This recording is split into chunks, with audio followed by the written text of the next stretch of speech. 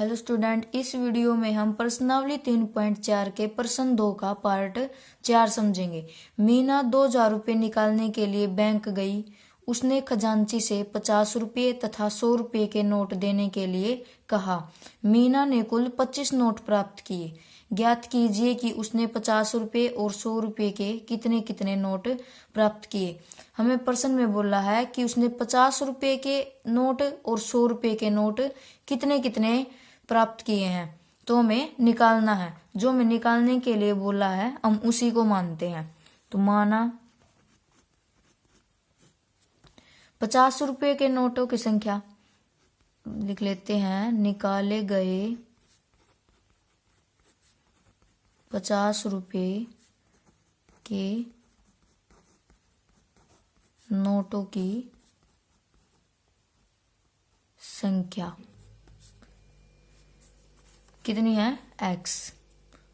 और 100 रुपये के निकाले गए नोटों की संख्या, निकाले गए 100 रुपयों के नोटों की संख्या y। अब इसने कहा है कि मीना ने कुल 25 नोट प्राप्त किए हैं, यानी कि हमने 50 रुपये के नोटों की संख्या मानी है x और 100 रुपये के नोटों की संख्या y, यानी x और y का जोड़ 25, यानी कि कुल नोट उसने 25 प्राप्त किए हैं। तो लिख देते हैं कि x प्लस y बराबर 25। ये हो गया हमारा समीकरण 1। अब कहा इसने कि मीना 2000 रुपये निकालने के लिए बैंक गई। ये तो हमारे नोटों की संख्या है, यानी कुल नोट उसने 25 प्राप्त किए हैं। और ये निकालने के लिए अब इसने क्या कहा है कि 2000 रुपये निकालने के लिए बैंक गई। तो अगर एक बार समझ लो इसको, 50 रुपये के अगर उसने 2 नोट प्राप्त किए तो कितने रुपये हो गए? 100 रुपये हो गए। 50 दूनी 100। अगर उसने 100 रुपये के 4 नोट प्राप्त किए तो रुपये कितने प्राप्त किए? उसने 400 रुपये प्राप्त किए। तो ऐसे ही अगर हम 50 की x के साथ गुणा करेंगे तो 50x प्लस 100 की y के साथ गुणा करेंगे तो 100y। और कुल रुपये उसने कितने प्राप्त किए, यानी 50x और 100y जोड़कर उसने कुल रुपये 2000 रुपये प्राप्त किए। अब हम इसको थोड़ा सा आगे सोल्व करेंगे। अब ये पूरा समीकरण 50 से भाग जा रहा है, तो हम लिख देते हैं समीकरण को 50 से भाग देने पर 50 को हम 50x से भाग देंगे तो 50 से 50 कट जाएगा। कितना बचा? x। प्लस अगर 100 को हम 50 से भाग देंगे तो 50 दूनी 100, 2 पे कट गया तो 2y बराबर 50 को हम 2000 को 50 से भाग देंगे तो ये कितने पे गया? 40 पे। ये होगा हमारा समीकरण 2। अब हम इसको विलोपन विधि से करते हैं। लिख देते हैं विलोपन विधि से। अब विलोपन विधि में या तो x के गुणांक बराबर होने चाहिए या फिर y के। यहाँ पर समीकरण 1 और 2 में x के गुणांक बराबर है, तो हम लिख देते हैं इस समीकरण 2 में से समीकरण 1 को घटाने पर, आप चाहे तो इसको जोड़ भी सकते हैं और घटा भी सकते हैं, आंसर सेम आएगा।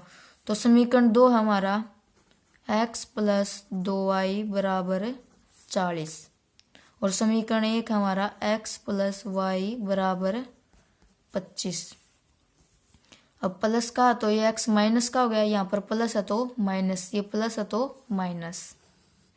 अब एक प्लस का x है और एक माइनस का x है तो कट गई है। तो 2y में से y गया, यानी 2y में से एक y चला गया तो कितना y बचा। और 40 में से 25 गए 15, y का मान हमारा आ गया 15। अब हम लिख देते हैं y का मान समीकरण 1 में रखने पर y का मान या तो आप समीकरण 2 में रख लो या फिर 1 में रख लो।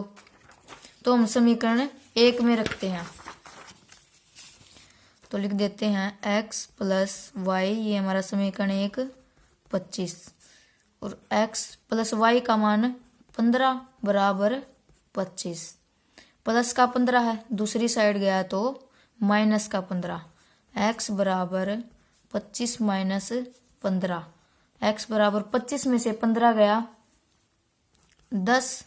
x का मान हमारा आया 10 और y का मान हमारा आया 15। तो हम लिख देते हैं कि 50 रुपये के नोटों की संख्या 10 है और 100 रुपये के नोटों की संख्या 15। ये हो गया हमारा आंसर। अब हम करते हैं अगला पार्ट। तो पार्ट 5 में दिया हुआ है, किराए पर पुस्तकें देने वाले किसी पुस्तकालय का प्रथम 3 दिनों का एक नियत किराया है। तो कोई लाइब्रेरी है जो पुस्तकें किराए पर देती है और वो पहले 3 दिनों का एक नियत किराया लेती है तथा उसके बाद प्रत्येक अतिरिक्त दिन का अलग किराया है। और जो कोई 3 दिन से ज्यादा पुस्तकों को रखता है तो वो प्रत्येक दिन का अलग से किराया लेती है। सरिता ने 7 दिनों तक एक पुस्तक रखने के लिए 27 रुपये अदा किए, जबकि सुशी ने एक पुस्तक 5 दिनों तक रखने के लिए 21 रुपये अदा किए। नियत किराया तथा प्रत्येक अतिरिक्त दिन का किराया ज्ञात कीजिए। अब जो मैं प्रश्न में निकालने के लिए बोला हम उसी को मानते हैं।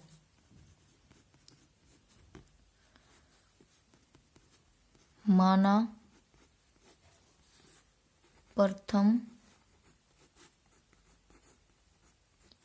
3 दिनों का नियत किराया।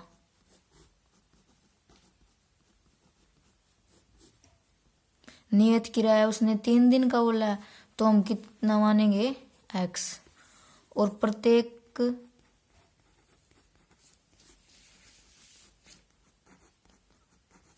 अतिरिक्त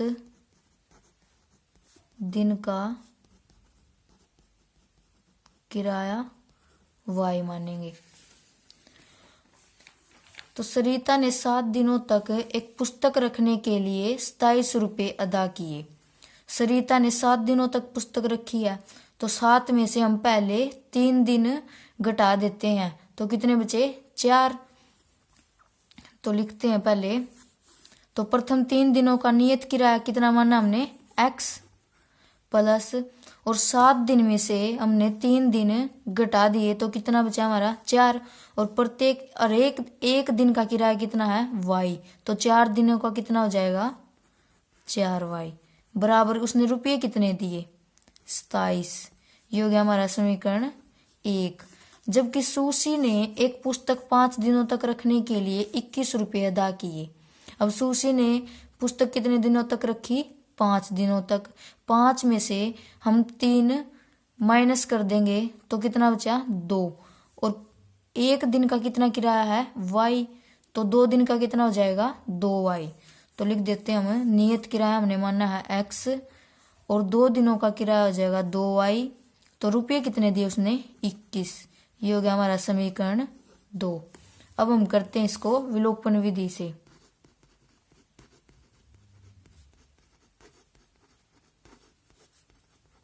विलोपन विधि में हम x या y के गुणांक समान देखते हैं और x के गुणांक समान है, तो हम लिखते हैं समीकरण 1 में से समीकरण 2 को घटाने पर समीकरण 1 हमारा x प्लस 4y बराबर 27, और समीकरण 2 हमारा x प्लस 2y बराबर 21। अब ये x प्लस का है तो निशान चेंज हो जाएंगे, 2y प्लस का तो माइनस का, 21 प्लस का तो माइनस का। प्लस का x और माइनस का x कट गए, 4 में से 2 गया 2y बराबर 27 में से 21 गया 6, y बराबर 2 गुणा में है, दूसरी साइड गया तो भाग में, 6 को 2 से भाग देंगे तो 2 तिये 6, y का मान हमारा आया 3।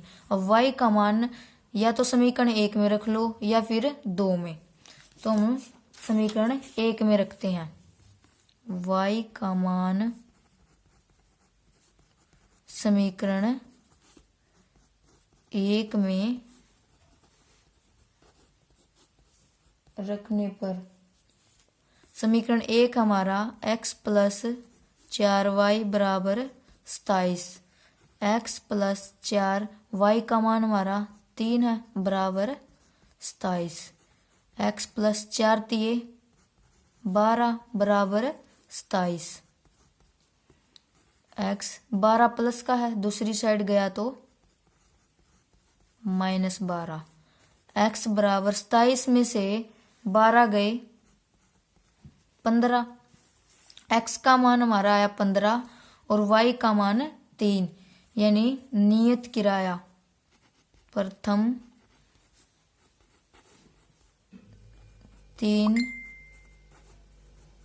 दिनों का नियत किराया कितना है हमारा 15, और प्रत्येक अतिरिक्त दिन का किराया